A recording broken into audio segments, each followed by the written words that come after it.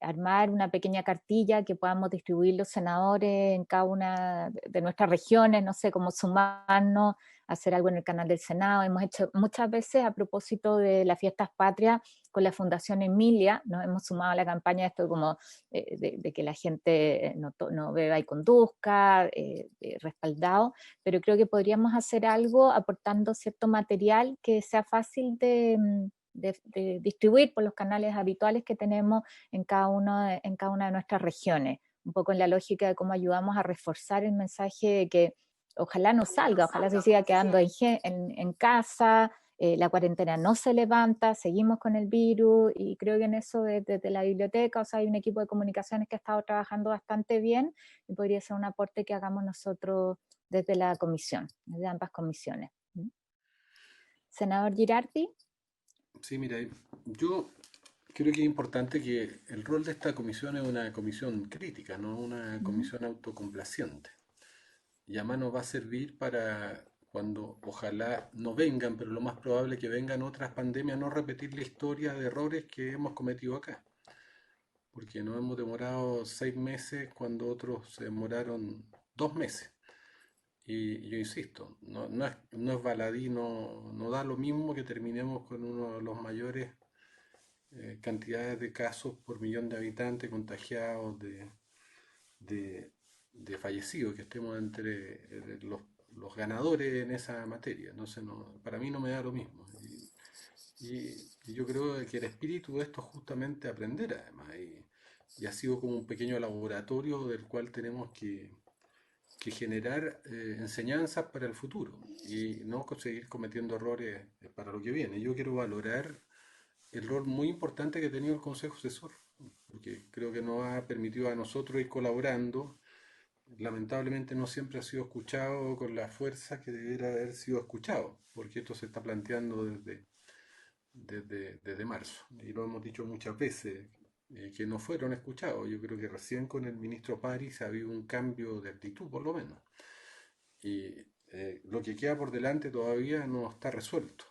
Y antes que haya vacuna tenemos por lo menos un periodo muy largo donde podemos volver a caer en situaciones que pueden ser muy dramáticas, y aquí no está resuelto esto. Mientras haya 90% de la población que es susceptible, es un verdadero pasto seco. Entonces, yo, concordando con Carolina, de que podemos hacer nosotros algo, y yo creo que hay que hacerlo, Carolina, tal vez lo más importante es que el gobierno, con todos sus medios, desarrolle una campaña comunicacional. Nosotros vamos a hacer unos pigmeos al lado de una campaña que esté vinculada a todos los medios de comunicación masivos que tiene el país para colaborar a esto. Yo creo que debiéramos plantearle al gobierno, así como hay cadenas nacionales para hablar de temas que son relevantes, esto es muy relevante. Entonces debiéramos pedirle al gobierno que se haga una suerte de cadena nacional para que todos estemos comprometidos transversalmente en un discurso común para enfrentar este periodo. Yo creo que es de la mayor relevancia. Eh, Más allá de que a veces se pueden cometer errores desde el punto de vista del diseño gubernamental, yo creo que ya la estrategia está lanzada y tiene, yo creo que ya ha sido bastante mejorada, pero acá el punto es la colaboración de la ciudadanía. Y tenemos una ciudadanía que yo creo que más bien las señales que está recibiendo es de normalidad, de normalización, y me parece que eso es muy peligroso. Yo creo que hay que hacer una campaña de responsabilidad sanitaria y tiene que ser muy fuerte. Y yo lo que propongo es que nosotros, los senadores y senadoras que están acá transversalmente, le pidamos al gobierno que se desarrolle con mucho más fuerza en este periodo que queda hasta el 18 esa iniciativa. Porque de verdad yo creo que se corren altísimos riesgos de que tengamos un rebrote importante. Digo rebrote importante porque vamos a seguir teniendo rebrotes, ¿sí? Es imposible que no los haya, ¿no? Pero podemos tener una situación de rebrote que pueda ir más allá de lo que sería razonable y lo que deberíamos poder manejar. Entonces, podemos generarnos otra bola de nieve nuevamente. Entonces, yo lo que creo que tenemos que actuar porque estamos justo en un momento de donde la evolución de este proceso no está todavía finalmente garantizada, que vamos a ir a cortar la cadena de transmisión. ¿no? Yo creo que el evento del 18 puede ser un evento gatillador nuevamente. No sé, yo sí pondría todo el esfuerzo para que ese evento se dé de la mejor manera y que tenga el mejor manejo sanitario posible. Ujú. Comparto absolutamente la necesidad de insistirle al gobierno una campaña potente y de estar a disposición también, pero con un diseño y con bajadas claras que todos podamos repetir.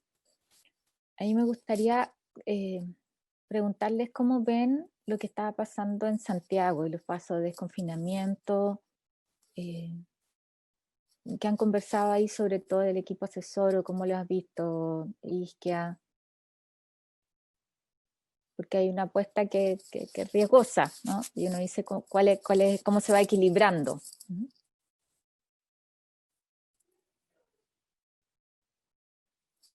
Dejo abierta la palabra. Eh, Senadora, nosotros por lo menos desde el colegio lo que seguimos más interesados es seguir fortaleciendo trazabilidad. Usted sabe que los recursos se empezó a implementar el plan más fuertemente con la atención primaria, pero hoy no han seguido llegando los recursos. Además, hemos tenido muchos reportes desde los hospitales que se han ido cortando los honorarios COVID y eso obviamente está produciendo gran problema en el personal de salud, a pesar de que los servicios de urgencia, por ejemplo, siguen divididos con urgencias respiratorias y urgencias tradicionales. Y nos preocupa mucho porque por lo menos ahora que hemos tenido más acceso a esos indicadores, todavía vemos cifras quizá no tan satisfactorias como las de Magallanes, la región metropolitana, y para nosotros uno de los puntos que hemos pedido mayor celeridad en la mesa social se agendó primero ver el protocolo del 18, que bueno, ya lo conocimos públicamente.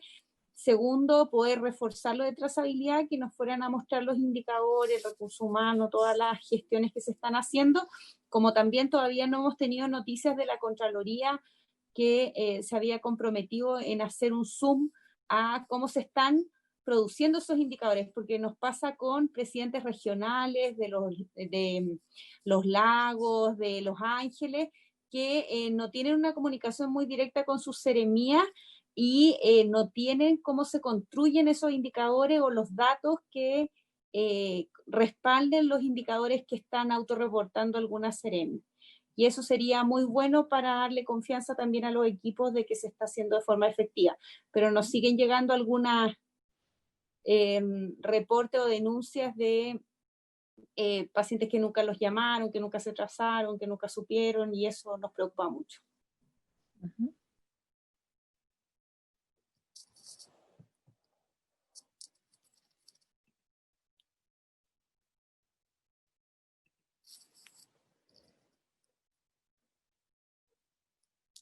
Senadora, Sí, Janet.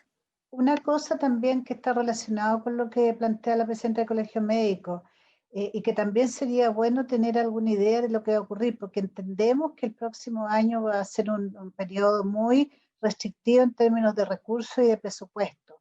Pero la verdad es que si uno considera los costos sanitarios que ha tenido esta pandemia, es una ecuación bien difícil de cuadrar, porque tenemos efectivamente todo lo que significa lo que no se ha atendido, lo que es de lista de espera, e incluso cosas que son muy importantes, por ejemplo, las NIE, las neoplasias intraepiteliales de cáncer cervicuterino, que sabemos que andan dando vuelta y que cada día que pasa el riesgo es mayor de mal pronóstico.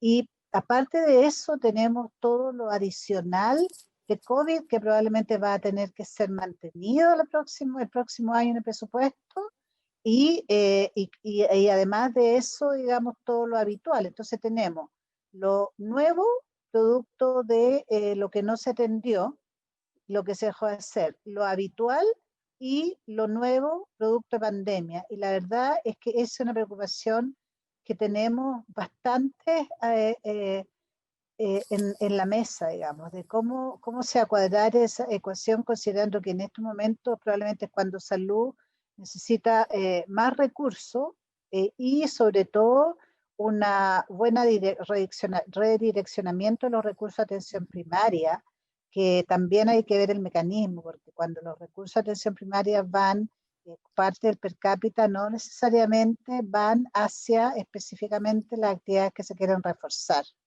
Entonces, ese es un tema que también como que no hemos mirado y ya estamos en septiembre y va a ser un tema mayor.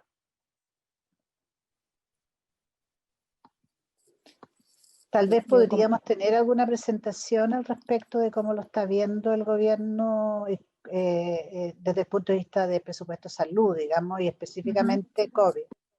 Sí. Ahí yo les propongo que para la próxima sesión en que vamos a tener al ministro, el pedirle que nos ilustre respecto al tema de trazabilidad como tema. Lo otro tiene que ver con el avance en las vacunas y esta perspectiva que planteabas tú, Janet, que no es solamente qué pasa con los distintos convenios que se han estado haciendo en los estudios científicos en los que estamos participando, sino cómo está proyectada la parte operativa en la medida que tengamos la vacuna. Y lo tercero es el cómo se está enfocando el presupuesto. Yo aquí quiero hacerme eco de un planteamiento que nos hizo Pablo Giñón del Hogar de Cristo, lo que significa para los programas, el pensar el próximo año con medidas sanitarias que se van a mantener.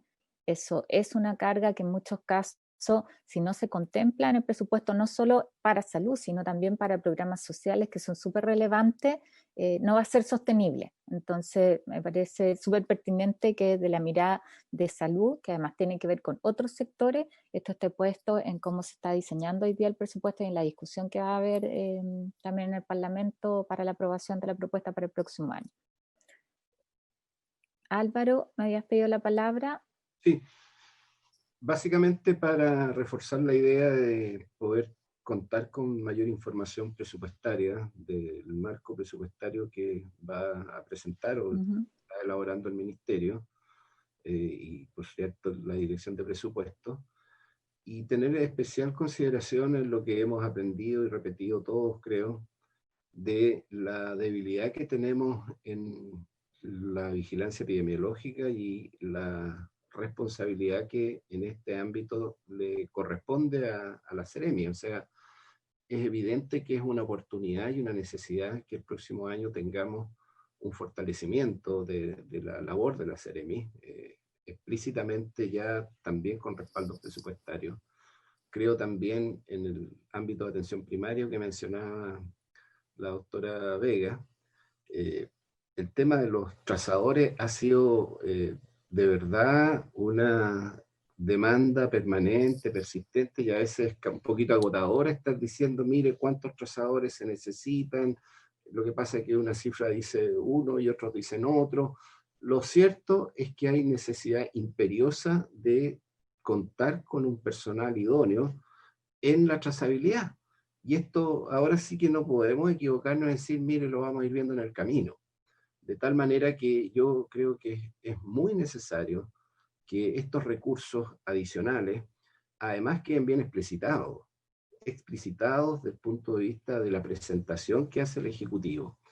Y también me parece necesario que a partir de lo que ya tenemos de evidencia, las condiciones en que una vez que son dados de alta, los pacientes, por supuesto hospitalizados, no estoy hablando de los que hacen la enfermedad ambulatoriamente, en particular que quedan con algunas complicaciones respiratorias, neurológicas, pudiésemos trabajar algún modelo de seguimiento que dé cobertura a esa población, que es una población nueva, que se ha visto afectada, que no es menor, y que requiere también contar por lo menos con una oferta elaborada desde el Ministerio, desde la DIGERA probablemente, identificando esas atenciones de salud que se requerían, neurológicas, psiquiátricas, etcétera, que acarrea, digamos, como consecuencia el COVID. Yo creo que es coherente hacerlo, no estamos hablando de acciones de salud pública, esas están cubiertas por mandato, todo lo que dice relación con PCR,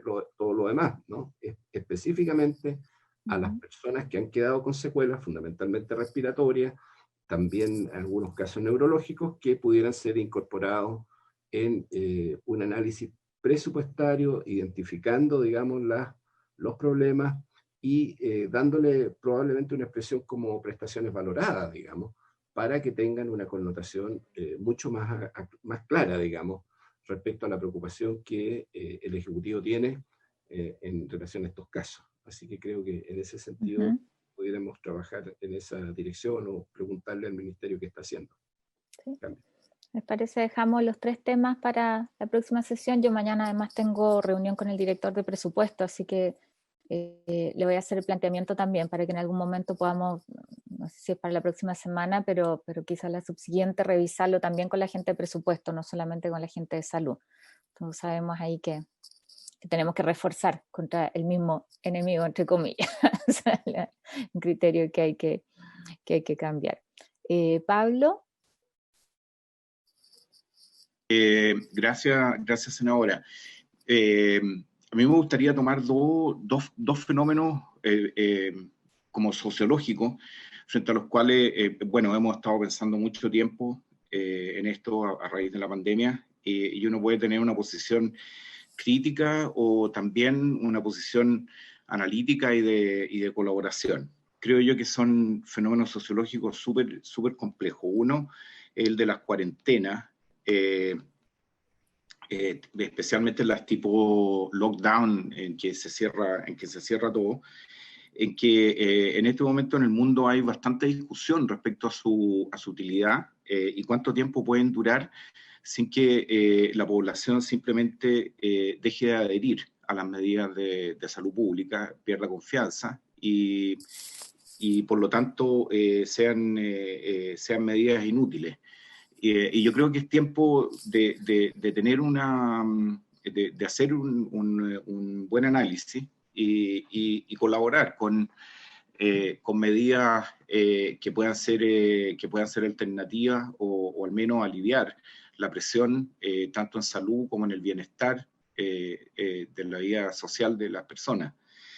Y en segundo lugar, aquí se repite harto el testeo, trazabilidad y aislamiento, pero la verdad que también hay que analizarlo como un fenómeno sociológico. Hemos visto que hay personas que no quieren ir a testearse a pesar de la disponibilidad. Hay que analizarlo. ¿Cuáles son las razones para una persona para ir a hacerse el test? Después, también la trazabilidad tiene una serie de inconvenientes y sobre todo el aislamiento. Yo no sé si cada uno de ustedes puede ponerse en las tres cosas que recomendamos permanentemente. ¿En qué momento cada uno de ustedes iría a hacer el test? ¿Qué cosas mediría para hacérselo? En términos de qué consecuencias puede tener, que uno quede en un registro y que ese registro eventualmente puede tener consecuencias para mí. Si uno el aislamiento, le indicaran el aislamiento y le dicen no puedes aislarte en el domicilio, tienes que ir a otro lado, ¿cómo reaccionaría uno? Y finalmente, ¿cuántas veces le gustaría que a uno lo llamaran o lo fueran a ver para ver si efectivamente estaba cumpliendo con una medida de salubridad? Entonces, yo creo que lo digo porque es sumamente complejo tener un sistema en que efectivamente la perfección se cumpla y es bastante difícil.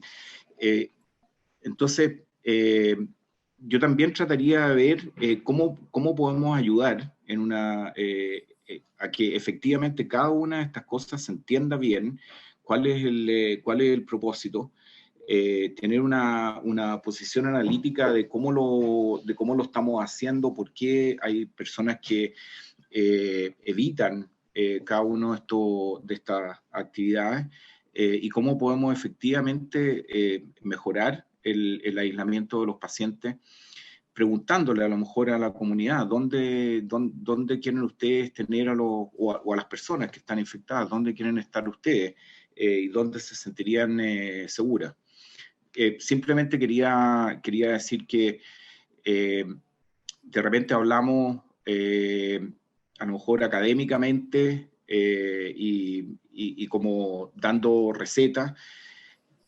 Yo como médico estoy acostumbrado a que muchas veces las recetas y las indicaciones no se cumplen porque el paciente simplemente decide otra cosa, y este caso me parece que no es distinto. y que tenemos que pensarlo, cómo lo hacemos mejor para que se cumplan efectivamente las medidas de salud pública que estamos recomendando. Gracias, Pablo. Janet. Sí, yo creo que este es un tema que amerita una discusión efectivamente, porque aquí hay como distintas cosas que están en colusión. Efectivamente, yo creo que el tener lockdowns tan prolongados finalmente lo que llevan es que a las personas no cumplan esa indicación, sobre todo, que es un tema que también nosotros evitamos el conversarlo, porque la gente tiene que vivir. Y eso que lo decimos así tan retóricamente, o sea, uno lo ve en la gente, de las personas que nos rodean, que simplemente tienen que elegir cuál es el riesgo menor y que muchos de ellos han tenido que seguir trabajando en las mismas condiciones y que por lo tanto es extraordinariamente difícil. Habiendo dicho lo anterior, sin embargo, yo efectivamente creo, y a lo mejor hay un sesgo salubrista, de que una estrategia de testeo, trazabilidad e aislamiento bien hecha lleva a que haya mucho menos muertos, mucho menos enfermos. Lo que ocurre acá es que una estrategia de testeo, o también no solamente acá, en muchos lugares, que una estrategia de testeo, trazabilidad y aislamiento, cuando tenemos el virus circulando muy, muy fuertemente o de manera mediana en la población, es bastante difícil de hacer porque requiere un nivel de coordinación y un nivel de trabajo extraordinario. Y por eso la estrategia básicamente en los únicos países que han logrado armarlo ha sido inicialmente cuarentena, lockdown total, corta, y después seguimiento brutal, de modo tal de que efectivamente no empiece el virus a circular masivamente en la comunidad. Entonces nosotros, y no solo nosotros en Chile, en muchos países estamos como en los dos mundos. Entonces en este momento uno dice, bueno, pero ¿hasta cuándo va a tener a la gente encerrada? Si efectivamente sabemos que el virus sigue circulando, efectivamente no estamos en condiciones de cerrar totalmente como para bajar el nivel de modo tal que podamos ir chequeando después los clústeres, pero por otro lado tampoco podemos ir al laissez-faire porque no sabemos cuánto riesgo podríamos tener de un rebrote que fuera igual o peor que el anterior. Suponemos por los últimos datos que están apareciendo que los rebrotes parece ser que son al menos menos letales y aparentemente un poco menores.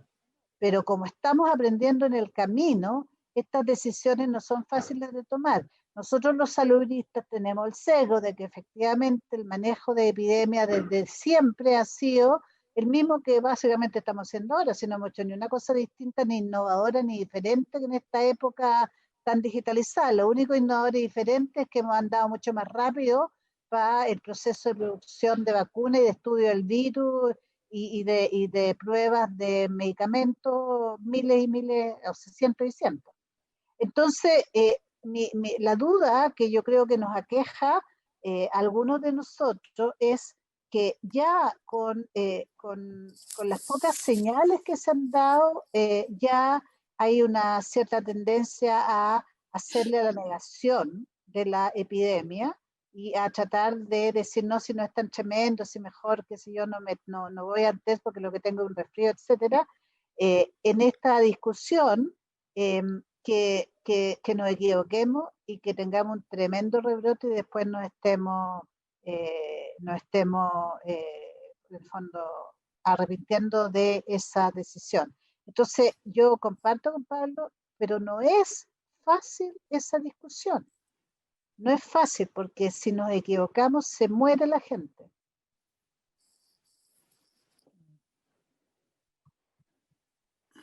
Yo comparto, tengo varias palabras pedidas, pero creo que el desafío en esta etapa es que la gente haga conciencia de que depende de cada uno. O sea, que es insostenible tener cuarentena en tanto tiempo, es muy distinta a la cuarentena planteada hace 3 meses, que hoy día, y a propósito del planteamiento que hace Pablo, es como eso que efectivamente es más sociológico, es como decimos esto no lo va a resolver de afuera, que es algo tan propio de nuestra lógica médica y de salud, que los problemas de salud me los resuelve el especialista, no los resuelvo yo. Y chocamos contra eso también. O sea, aquí es el trazador, es a quien se contrata, es lo que me dice la autoridad, pero no es lo que hago yo. Y creo que eso es clave, o sea, entender que no solamente este año, sino también el próximo año, nosotros tenemos que hacer nuestra vida distinta. Y eso significa que yo tengo que estar consciente de toda la gente con la que me junto y que mi hija tiene que saber con quién se junta y que ante una sospecha ella es responsable de avisarle a esas personas, independiente de si te vas a hacer el examen o no, de lo que tengan que hacer las autoridades. Entonces, el cómo poner el foco en eso, esto en esta etapa es comportamiento individual y mi impresión, habiendo vivido la dura experiencia aquí en Magallanes, es que el paso atrás es un paso con todo. O sea, acá si se desbanda, nos vamos a cuarentena total y se cierra y tenemos que ser capaces de hacer 15 días de cuarentena, pero efectiva, o sea, que pare todo con los costos que tiene, o sea, no a medias tintas. Y que la gente esté consciente de eso, que es algo que quizá hay que revisar, o sea, el paso a paso para adelante es súper claro, pero para atrás yo creo que para que tenga sentido, más que esperar, porque al final ese es un tiempo que perdemos, para volver a retomar la trazabilidad, ¿no es cierto?, para seguir la pista al virus, debería ser, todos paramos y todos sabemos que eso sucede así. En el fondo, como ponerle la gravedad de la medida, porque efectivamente es así, para que tenga sentido algo que tiene tanto costo como con una cuarentena a estas alturas. Pero ese mensaje de que esto depende de cada uno y la responsabilidad es de cada uno, más que de lo que se haga por parte del municipio, lo que haga el consultorio o lo que haga el ministro, creo que es un tema fundamental a propósito de este factor más sociológico que nos plantea Juan Agustín. Y decir acá, o sea, Pablo Agustín, perdón, el decir esto no se soluciona de aquí a fin de año y se mantiene el próximo año también. O sea, que ese es el escenario y ponernos en esa situación, porque aquí todos estamos esperando como que ya termina el próximo mes. Y creo que aquí no, no va a ser así. Esto cambia por un periodo permanente la forma en que vivimos en lo cotidiano. Yo quería aprovechar de hacerles una pregunta, es si se ha hecho algún seguimiento de los casos que son sintomáticos, pero que no son COVID. ¿De qué está pasando ahí? Esto más para los epidemiólogos, ¿no? No sé si me entienden la pregunta. O sea, nosotros tenemos gente que llega con síntomas, pero tiene una PCR negativa. Si tenemos ese registro de qué está pasando con otros virus que en esta etapa, donde tenemos la duda de qué está pasando también con el propio COVID, están entrando otros, están compitiendo, pasa, tiene sentido seguir ese dato, lo planteo así de abierto desde la falta de conocimientos al respecto. Voy a darles la palabra al senador Girardi. Mira, yo respecto a lo último que plantea la Carolina, yo pienso que no tiene ningún sentido ir a buscar los sintomáticos, o sea, los pacientes que no son COVID. Yo creo que hoy día lo que tenemos que concentrarnos es ahí. Y yo tengo la sensación que la difusión viral de los otros virus ha sido muy baja, además, por la vacunación y además por las cuarentenas, por los aislamientos. Entonces, yo creo que hay que concentrarse en esto. Ahora, ¿qué es lo que me parece a mí? Yo estoy de acuerdo que esto es de responsabilidad individual, pero la responsabilidad individual surge de la conciencia colectiva. O sea, no hay responsabilidad individual si no hay políticas públicas que apelen a la necesidad de una respuesta individual. No va a haber respuesta individual si no hacemos un involucramiento masivo que no pueden ser solo los matinales. Yo creo que los matinales ayudan, pero también desayudan. Yo creo que tiene que haber una respuesta institucional de educación, de compromiso a la ciudadanía para que haya una actitud individual. Y eso me parece que si no logramos hacer eso, estamos perdiendo un espacio y un aliado muy importante. Hoy día no lo tenemos. Yo creo que ese aliado hoy día es más bien un adversario de las políticas porque tiene la sensación de que esto ya está pasando y además porque el confinamiento excesivo también agota. Y por eso que es importante hacer la pega bien, porque el lockdown, la cuarentena excesiva también termina debilitándose por sí misma. Nadie es capaz de estar 5 meses, 6 meses, 7 meses, no lo es capaz del país. Y ahí entonces el tema de lo esencial. O sea, yo creo que si nosotros no ponemos el centro en lo que ha dicho Álvaro, lo que han dicho todos, de que aquí lo central tiene que ser la trazabilidad, lo central tiene que ser las medidas que sabemos que son las que cortan la cadena de contagio, estamos equivocados. Entonces, ¿a mí qué me preocupa, Carolina? Me preocupa que nosotros no seamos capaces de diseñar de aquí en adelante, y particularmente para lo que viene, un potente ejército. Yo prefiero hablar de una, en vez de ejército, usar el símil de bomberos, que estén en todo Chile desplegados con una estrategia muy sólida, con un equipamiento adecuado, con un número adecuado, que estén en todas las comunas de Chile para actuar inmediatamente, igual que los bomberos frente a un incendio.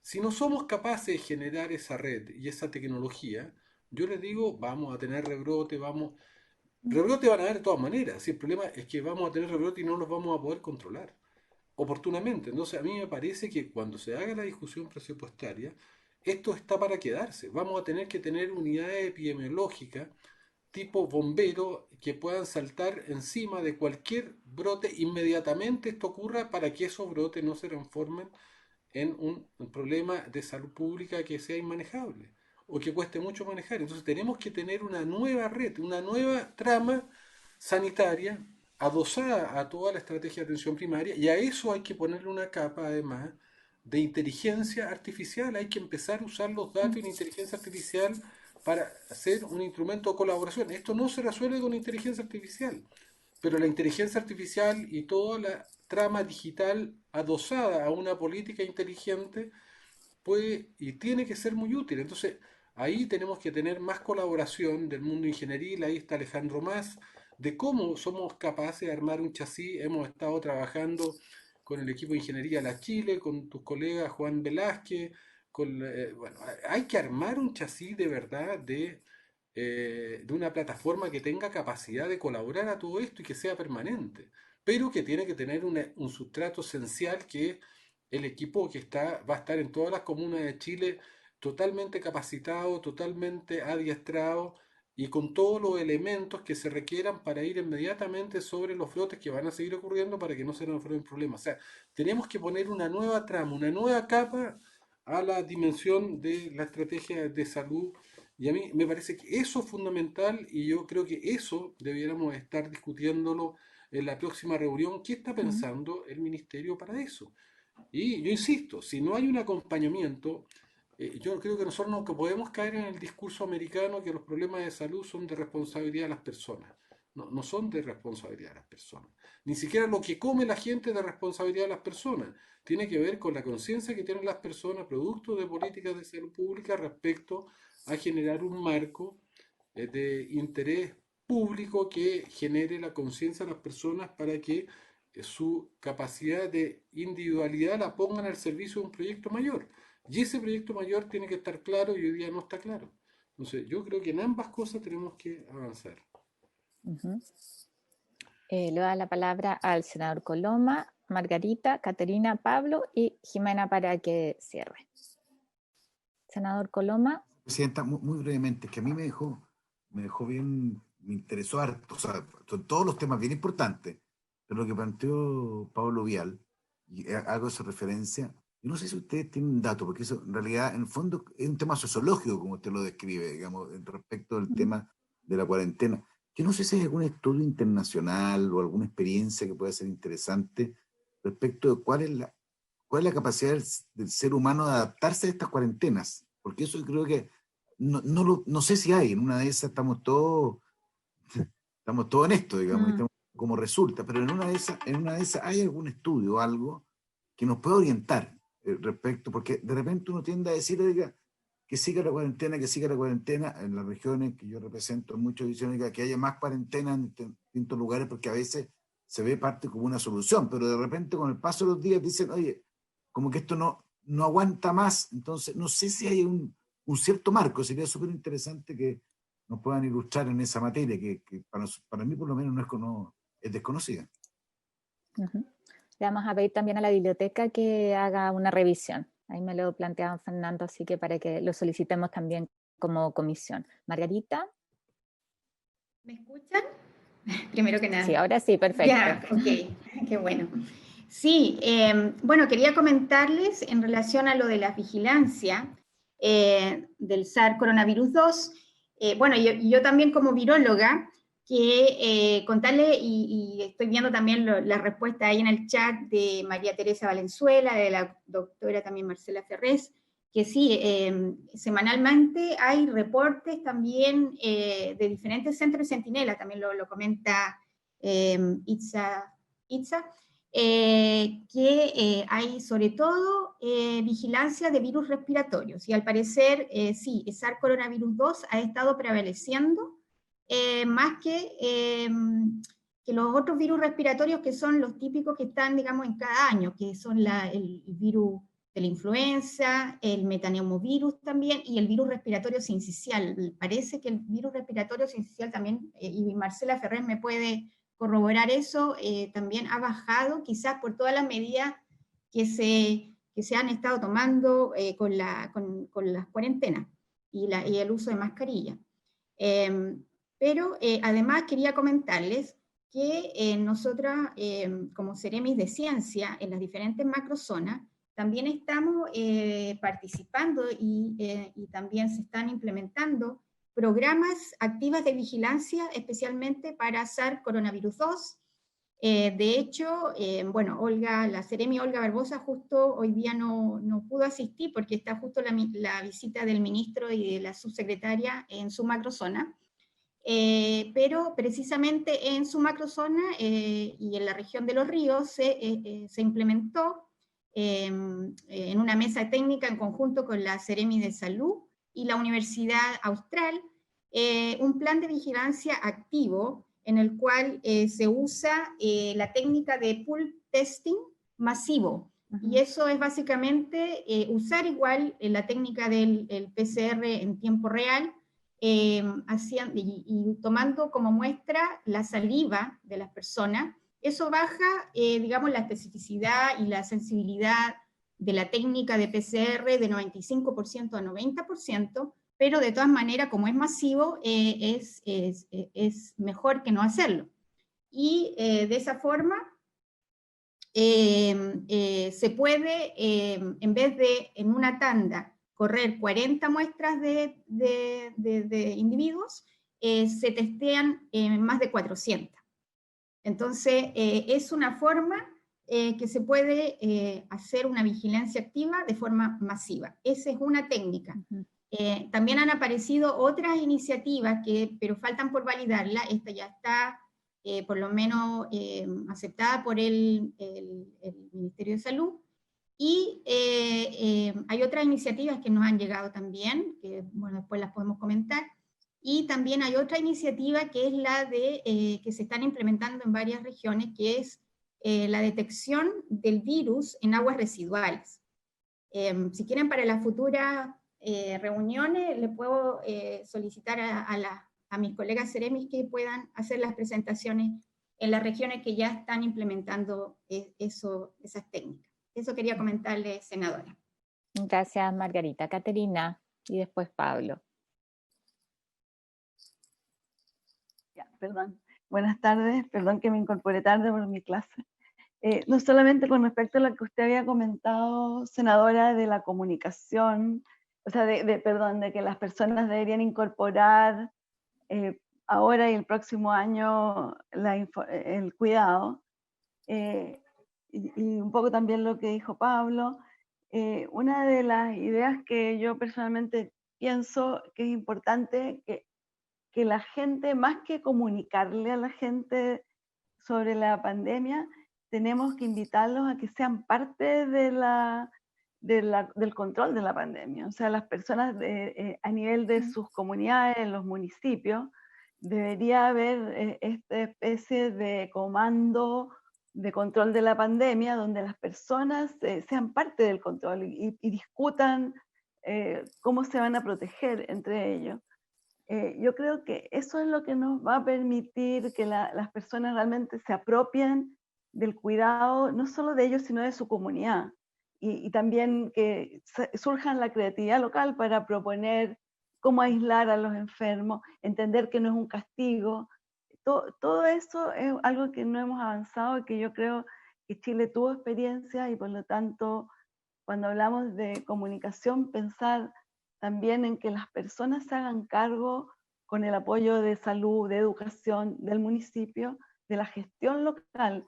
Yo creo que debería haber en cada municipio como una mesa de gestión de la pandemia local, donde se identifiquen los apoyos, las debilidades, etc. Y solamente quiero decir una cosa con respecto a lo que dijo la señora Ley, es que no se olviden de la saliva, que yo parezco media repetitiva, pero todavía no tenemos la saliva, y lo repito siempre, porque es una herramienta demasiado importante para los equipos de atención primaria.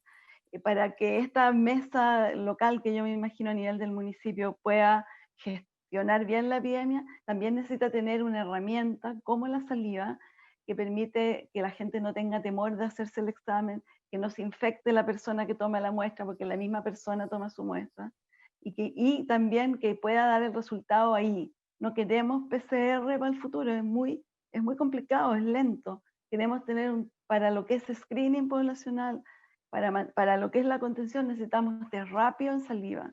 Y eso hemos sido súper lentos. Eso nomás quería decir. Gracias. Gracias, Caterina. Pablo. Sí, rápidamente yo, la próxima semana voy a tratar de tener un informe de saliva. Hay 3 centros que están en este minuto evaluando la técnica y hay otros centros en Chile en la que actual está en uso. Así que les puedo contar en un informe breve. A la senadora Wedge la vamos a tener que hacer algún reconocimiento como epidemióloga.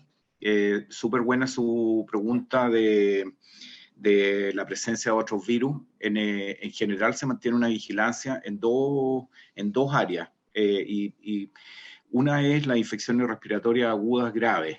Es súper importante que sigamos el muestreo de todas las neumonias y todos los pacientes que presentan insuficiencia respiratoria, porque es la forma que descubrimos que hay nuevos fenómenos produciendo enfermedades más severas.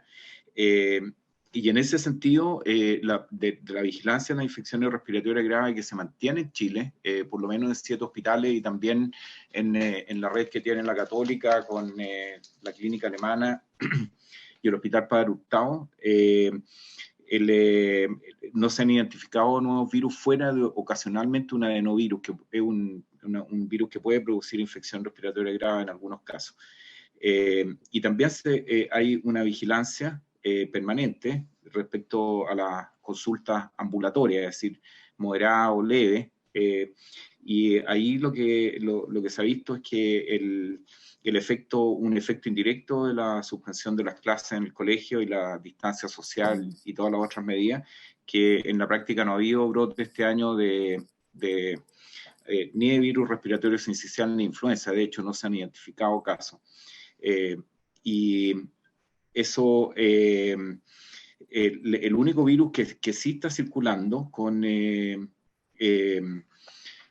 mayor frecuencia se llama rinovirus, y es el que produce el resfrío. Así que la mayoría de las personas producen infección respiratoria súper leve. El porcentaje en que se está encontrando supera un poquito el 10% de los pocos paneles respiratorios que se hacen a nivel ambulatorio, que está todo como orientado más a hacer el diagnóstico, pero en todo caso es una infección respiratoria bastante leve. Gracias. Gracias, Pablo. He tenido súper buenos maestros epidemiólogos en esta comisión, así que se lo dio a ustedes. Le damos la palabra a Jimena para cerrar. Sí, muchas gracias. Bueno, sobre la vigilancia ya lo aclararon lo suficiente. Sobre el tema de la comunicación de riesgo, quisiera precisar que en realidad es una estrategia que se desarrolla en forma profesional en relación al manejo de crisis, y que no es el hecho de simplemente informar a las personas, es un intercambio de información que tiene por objetivo involucrar a las personas en la respuesta a las epidemias. Es algo que a nivel de los distintos crisis globales que han habido con epidemias, como es por ejemplo el caso del ébola, o el caso del Zika, o el caso de la influenza H1N1, ha llevado a que se desarrollen instrumentos y estrategias y toda una artillería de metodologías en la cual se recurre mucho a las ciencias sociales para entender exactamente y dialogar con la población y entender cuáles son sus preocupaciones y cómo podemos acercarnos a tener una conducta que lleve a controlar estas crisis sanitarias. Y en este tema de la comunicación de riesgo muchas veces lo que falla es el escuchar, más que el informar, es el escuchar cuáles son las preocupaciones y el tema de entender, como por ejemplo el definir una cuarentena y el no escuchar a la población de cuáles son las condiciones que requieren para cumplir una cuarentena, o el de definir el aislamiento y no escuchar a las personas por qué no hacen ese aislamiento y el tratar de reducir las barreras y de llegar a un acuerdo en el cuáles serían las mejores formas, cuáles serían los mejores lugares, y yo creo que en eso es algo que nosotros como país en esta respuesta hemos fallado, y yo creo que también la subsecretaria tiene conciencia de eso y por eso conformó un grupo con participación de algunos cientistas sociales justamente para trabajar ese tema. Ese tema es un tema, como les decía, que se ha desarrollado mucho en situaciones de brote, por ejemplo, de las agencias de Naciones Unidas, la que más se dedica a esto es UNICEF. Johns Hopkins tiene desarrollos especiales para situaciones de emergencia, y es crucial porque finalmente esta comunicación a lo que trata de ir es al cambio de conducta, y como en la situación en la cual estamos, en realidad la única forma de responder es a través del cambio de conducta de la adopción de las medidas preventivas, del lavado de manos, el uso de la mascarilla, la mantención de la distancia, y también la adopción a través de la solidaridad, del aislamiento y de la cuarentena, de manera de evitar tener que llegar a este recurso, como decía Janet, de la cuarentena poblacional, que a los saludistas en realidad no nos gusta demasiado por el impacto que tiene en las distintas esferas de la vida, pero que cuando está la situación se ve desbordada, en realidad no queda otro recurso más que adoptarlo, excepto en otros lugares donde se adoptó en forma precoz, pero que la verdad es que son condiciones con situaciones muy, muy ideales como para reproducirlas. Con respecto al tema de los niveles de respuesta que hablaba el senador Girardi, de hecho el Reglamento Sanitario Internacional establece que el país tiene que tener un nivel de respuesta local, intermedio y central y nacional, y de hecho ese escalamiento en los niveles de alerta y respuesta a brotes lo definimos nosotros los sudamericanos y lo incorporamos al Reglamento Sanitario Internacional, fue propuesta nuestra, porque así es la forma histórica como hemos trabajado, implica una capacidad de detección y respuesta en el nivel más local posible, de manera de evitar que todo brote que empieza en un nivel local se expanda hacia el regional y así hacia el nacional.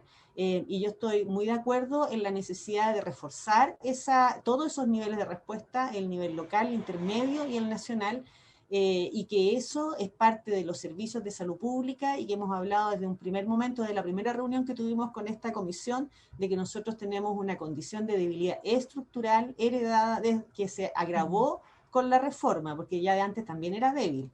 Se agregó con la reforma del 2005 y que es algo que tenemos que tratar de subsanar estructuralmente en una reforma de la autoridad sanitaria que permita tener una mejor respuesta, subsanar el problema de la fragmentación del nivel primario en relación con el sistema hospitalario, que nos lleva a que sea poco eficiente la acción de detección, aislamiento, que cuando se encargan las actividades, si no hay presupuesto municipal no se realizan, y no es, por ejemplo, los hospitales tampoco hay presupuesto, pero se endeudan, porque ya hay una forma de funcionar del sistema de salud que finalmente lleva a que se pueda responder a pesar de que no hayan recursos, y después eso se arregla, pero hay como esa intermediación con distintos niveles y de fragmentación y de segmentación del sistema que en realidad dificultan la respuesta ante cualquier emergencia, y en una emergencia de la escala de esta emergencia todos esos defectos aparecen, defectos que cuando son emergencias de un nivel menor uno puede subsanar a través de la coordinación,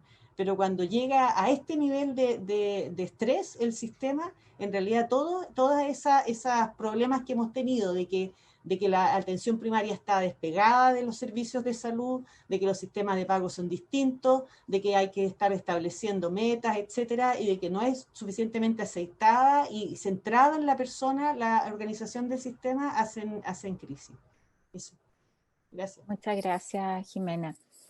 Bueno, vamos entonces a acordar para la próxima sesión el tratar los tres temas junto con el ministro: trazabilidad, lo de las vacunas que habíamos planteado y cómo se está abordando el presupuesto para el próximo año. Acordamos, don Fernando, pedirle a la biblioteca que nos revise esta mirada más sociológica a la que nos motivó Pablo, que hay sobre estudios que se hayan dado en pandemia, independiente de lo que ustedes también puedan aportar. Y ahí también hay un grupo de gente de las ciencias sociales que por temas más profesionales trabajamos harto, de antropólogos, que les voy a pedir a ver si tienen alguna mirada. Hicieron en su momento un análisis súper interesante de lo que fue todo el estallido social, que por lo menos a mí me sirvió mucho, que es una mirada distinta. Quizás lo han estado haciendo en seguimiento a la pandemia, así que los voy a contactar para ver si nos pueden apoyar también, o al menos compartir su mirada. Y sobre el tema de la campaña comunicacional, vamos a tomar ahí, don Fernando, los planteamientos que hizo el senador Girardi para formalmente pedir de oficio el que se haga una campaña contundente en esto, con vistas además de las fiestas patrias, y que esto sea un tema articulado también, además de ver en el Senado que nosotros podamos colaborar también para sumarnos a una campaña que podamos hacer cada uno de los senadores también en nuestras regiones. Así que con esos acuerdos yo les quiero agradecer una vez más a todos ustedes su disposición, esperar que esta sea una buena semana y nos vemos el próximo jueves. Muchas gracias, Carolina. Gracias.